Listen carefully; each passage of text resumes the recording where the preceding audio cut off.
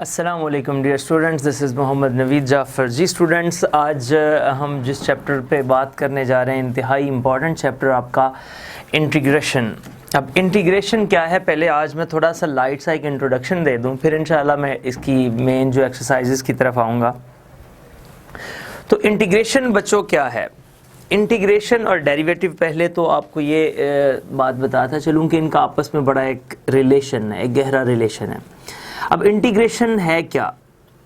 अगर short wordings में मैं आपको सिंपली ये बता दूं, integration is the anti process of derivatives. ये डेरिवेटिव्स का एंटी प्रोसेस है, ठीक हो गया। अब इंटीग्रेशन डेरिवेटिव्स का एंटी प्रोसेस है, क्या मतलब है इस बात का? जैसे आपसे मैं अगर जनरली ये पूछूं कि x का डेरिवेटिव क्या है, तो मैं ये कहूंगा d/dx ऑफ x। आप कहेंगे जी x का डेरिवेटिव है 1। और अगर मैं आपसे ये पूछूं कि 1 की इंटीग्रेशन क्या है, तो आप कहेंगे x। तो आपने देखा कि ये वे था, इस सिमत में आपने चल के आना है और यहां से इसकी डायरेक्शन को बस उलट कर दें तो कन्वर्स हो गया। सो आप ये कह सकते हैं the converse process of derivative is called integration, या anti process of derivatives is called integration. तो जो डेरिवेटिव्स की मुखालिफ सिमत में चलने का नाम है वो इंटीग्रेशन है। तो ये तो मैंने आपको उसके बारे में लाइट सा बता दिया। वैसे बेसिकली इंटीग्रेशन जो है वो सम के मीनिंग में आता है, सम किया जाता है आपके पास कंटिन्यूस फंक्शंस का। तो आगे मैं जाके जब 3.6 पे आऊँगा तो एरियाज फाइंड करूँगा, वहाँ पे मैं बड़ी डिटेल से बताऊँगा ये सम के मीनिंग्स में क्यों आता है। और शमीदस को लेके आएंगे हम, इसमें उसको डिस्कस करेंगे कि उन्होंने जो है इंटीग्रेशन को सम को कैसे रिलेट किया। तो ये सारी बातें इंशाल्लाह हम 3.6 में करेंगे समीशन से रिलेटेड।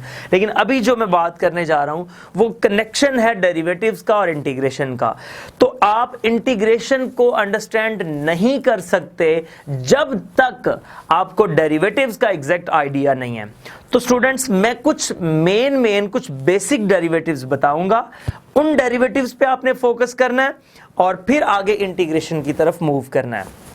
साथ साथ में उनकी इंटीग्रेशंस भी बता दूंगा एंटी प्रोसेस के हवाले से।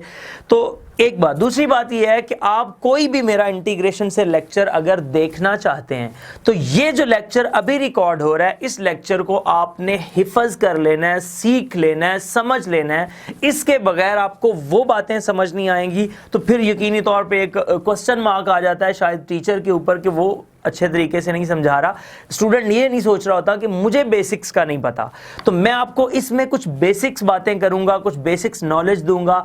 इन चीज़ों को आपने, इन कॉन्सेप्ट्स को आपने बिल्कुल आप मेमोराइज कर लें, आपकी मेमोरी के अंदर ये सब तो हो जाए, ये पेवस्त हो जाए मेमोरी के अंदर। तो फिर इंशाल्लाह तबारक तआला इंटीग्रेशन आपको किसी किस्म का कोई प्रॉब्लम लगेगा ही नहीं। और लेकिन अगर आप इन बातों को नहीं अंडरस्टैंड करेंगे तो फिर इंटीग्रेशन एक प्रॉब्लम होगी आपके लिए। सो मैं नहीं चाहता कि ऐसा कुछ हो कि प्रॉब्लम रह जाए। सो स्टूडेंट्स, पहले हम कुछ बेसिक डेरिवेटिव्स और फिर डेरिवेटिव्स, चूंकि इंटीग्रेशन एंटी प्रोसेस है डेरिवेटिव्स का, तो उसमें साथ साथ उनकी इंटीग्रेशंस पे भी हम बात करते हैं। अच्छा जी, अगर स्टूडेंट्स मैं आपसे ये कहूँ कि d/dx, number 1 d/dx of x, x का जो डेरिवेटिव है वो 1 है, ठीक हो गया, आप जानते हैं। तो बल्कि कांस्टेंट से स्टार्ट कर लेते हैं। कांस्टेंट का डेरिवेटिव क्या है? 0। तो यहीं से बच्चों अगर मैं आपसे ये कहूं कि 0 की इंटीग्रेशन क्या है, तो आप कहेंगे एक कांस्टेंट टर्म है, ठीक हो गया। एंटी प्रोसेस, मैं यहां पे अगर ये बात कर दूं, integration is the anti process of derivative. ये डेरिवेटिव्स का एंटी प्रोसेस है। तो डेरिवेटिव्स का अगर एंटी प्रोसेस है तो एंटी प्रोसेस में ये देखें ना, जब मैं इधर से इधर आया तो कांस्टेंट का डेरिवेटिव 0, और अब मैं इधर से वापस चला जाऊंगा तो 0 की इंटीग्रेशन मेरे पास क्या हो जाएगी? कांस्टेंट हो जाएगी। So that is the anti process ना। Number 2 d/dx of any variable x, x के लिहाज से इसका डेरिवेटिव क्या आएगा? 1। और स्टूडेंट्स, अगर मैं 1 की इंटीग्रेशन कर दूं तो वो क्या आ जाएगी? x, ठीक हो गया। अब यहां पे एक कॉन्सेप्ट डिस्कस करना चाहता हूं मैं आपके साथ।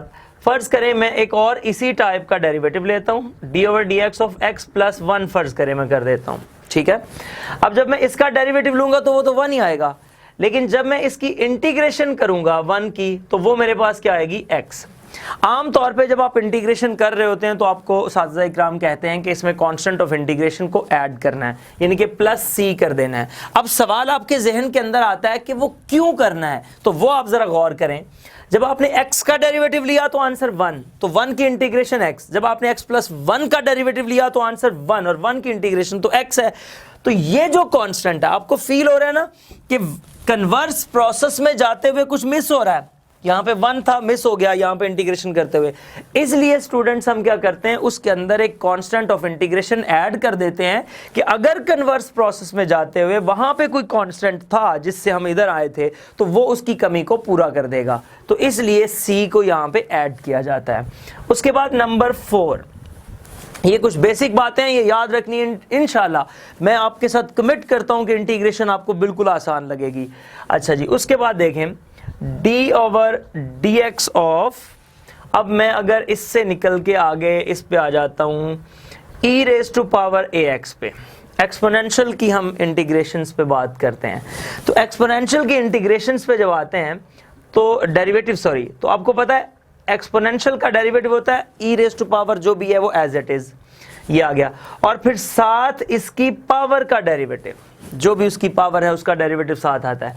तो बच्चों अगर मैं इसकी इंटीग्रेशन डिमांड करता हूं e raise to power x d x, तो आप देखें जब डेरिवेटिव में फंक्शन नहीं बदला तो इंटीग्रेशन में कैसे बदल सकता है, e raise to power a x as it is. लेकिन ये बात है कि यहां इसकी पावर का जो डेरिवेटिव है वो मल्टीप्लाई हो रहा है, और यहां पे वही कांस्टेंट जो है वो उसके डिवीजन में आ जाएगा, प्लस कांस्टेंट ऑफ इंटीग्रेशन। इस पे मजीद बात करूंगा बड़ी जो है डिटेल के साथ। बेसिकली ये होता है कि आप अगर e raise to power f of x करते हैं ना dx, तो यहां पे f डैश ऑफ x होगा, तो तब इसकी इंटीग्रेशन होती है e raise to power f of x।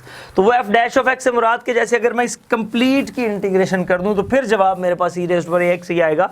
तो इस तरह से ये बात आपने अंडरस्टैंड करनी है। एनीवेज आगे चलते हैं। अगर स्टूडेंट्स मेरे पास number 5 d over d x of let's a raise to power x कर देता हूं, किसी भी कांस्टेंट की पावर में वेरिएबल, तो ऐसी सिचुएशन में answer a raise to power x और साथ आ जाता है log a, और उसकी पावर का भी डेरिवेटिव आता है साथ, तो वो भी अगर उसमें कोई भी फंक्शन है तो यहां पे क्या आ जाएगा a raise to power x dx की जो इंटीग्रेशन है वो a raise to power x over log a plus constant of integration, ये आ गया जी। नंबर 6 पे आ जाते हैं। अब students d over dx of log x, log x का डेरिवेटिव क्या है? आपको log x के डेरिवेटिव्स का आइडिया है कि जो कुछ भी log में होता है वो डिनोमिनेटर में लिख दिया जाता है, तो 1 ओवर x, और इस तरह अगर आपके पास 1 ओवर x की इंटीग्रेशन की जाए तो ये आ जाएगा log x plus constant of integration. ये कुछ बेसिक बातें हैं जो आपको पता होनी चाहिए, तब इंशाल्लाह इंटीग्रेशन आपको मुश्किल नहीं लगेगी।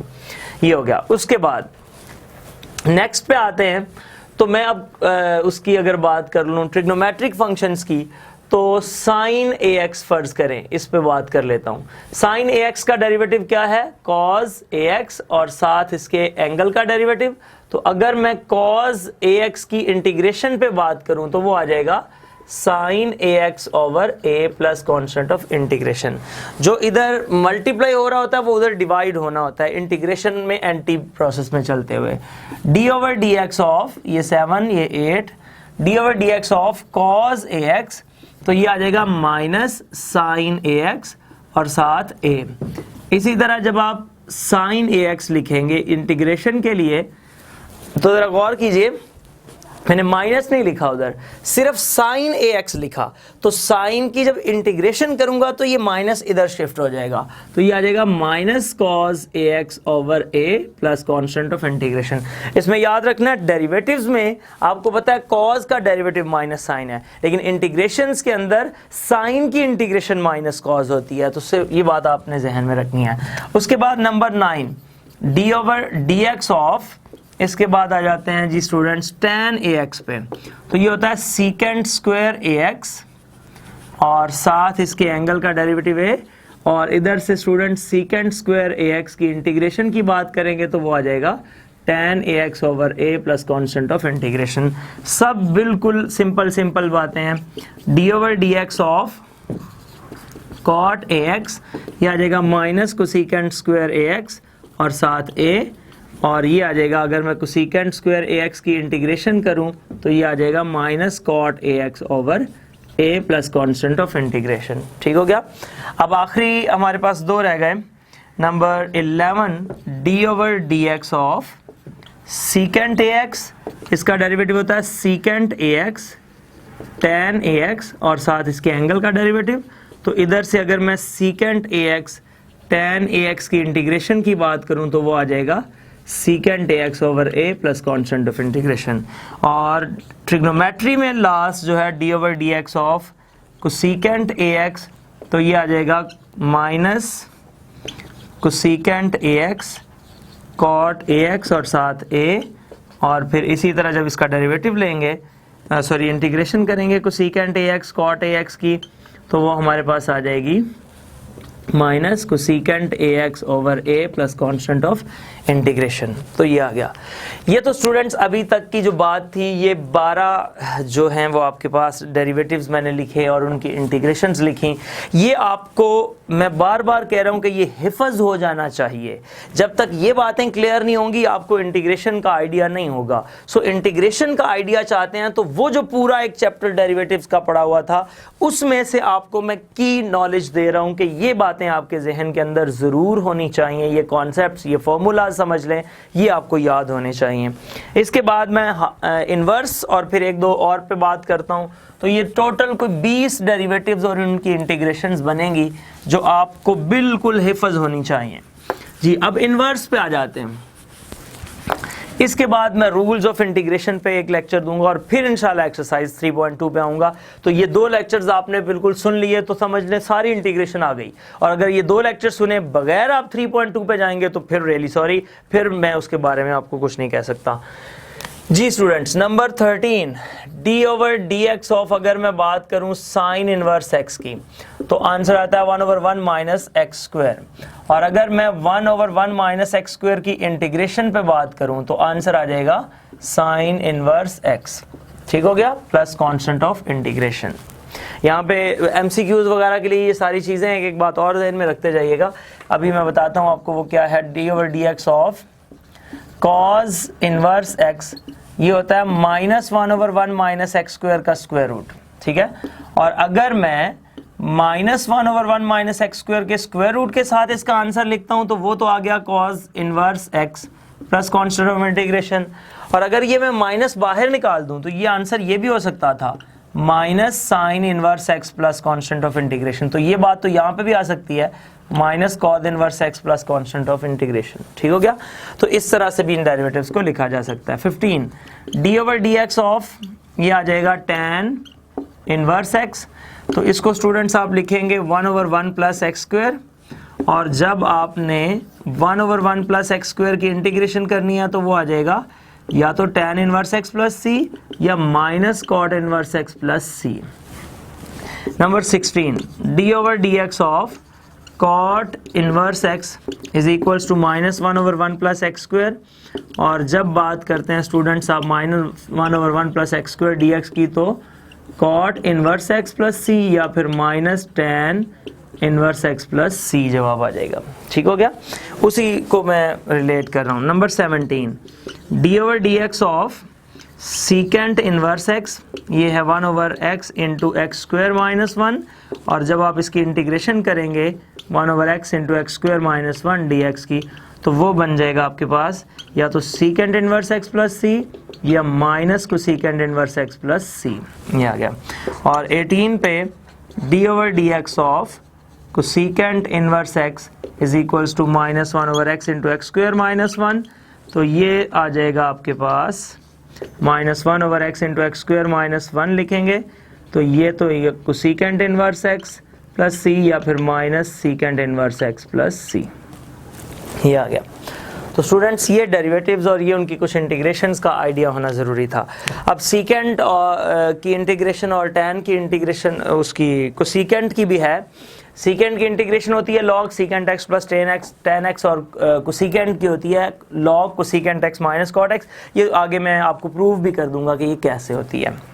एनीवेज यहाँ तक तो ये बातें थी कि जिसमें मैंने आपको ये बताया कि कुछ बेसिक आपकी टर्मिनोलॉजीज़ हैं। इंटीग्रेशन क्या होती है, इंटीग्रेशन को करने के लिए कुछ बेसिक नॉलेज ज़रूरी है। तो ये वो बेसिक नॉलेज था जो आपके सामने आपकी स्क्रीन पे मौजूद है। इस बेसिक नॉलेज को जब आप कर लेंगे, अंडरस्टैंड कर लेंगे, और फिर इस बेसिक नॉलेज के बाद आपने जाना है मेरे नेक्स्ट लेक्चर के ऊपर, जो कि होगा रूल्स ऑफ इंटीग्रेशंस पे। अब ये रूल्स ऑफ इंटीग्रेशन और इस लेक्चर को सुन के आप किसी भी एक्सरसाइज पे चले जाए, मैं इंशाल्लाह आपको यकीन दिलाता हूं कि आपको समझ आएगी। लेकिन इन 2 लेक्चर्स को सुने बगैर आपने किसी किस्म का कोई ये कमेंट नहीं करना कि हमें समझ नहीं आ रही। पहले ये लेक्चर सुने, फिर मैं गारंटी देता हूं वो लेक्चर जरूर समझ आएंगे। लेकिन ये लेक्चर सुने बगैर अगर आप उन पे जाएंगे तो इश्यूज होंगे। मैं बार बार हाईलाइट करूंगा वहां पे भी ये चीज़ें, लेकिन फिर भी प्रॉब्लम्स होंगी, आपको अंडरस्टैंडिंग होनी चाहिए। तो उम्मीद है आपको ये लेक्चर पसंद आया होगा। इसको और नेक्स्ट लेक्चर को ज़रूर सुनिए, समझिए। ज़िंदगी रही तो इंशाअल्लाह तबारक तआला फिर इसी प्रोग्राम में, इसी चैनल पर दोबारा मुलाकात होगी। तब तक के लिए इजाज़त दीजिए। अल्लाह हाफिज़, अस्सलाम वालेकुम।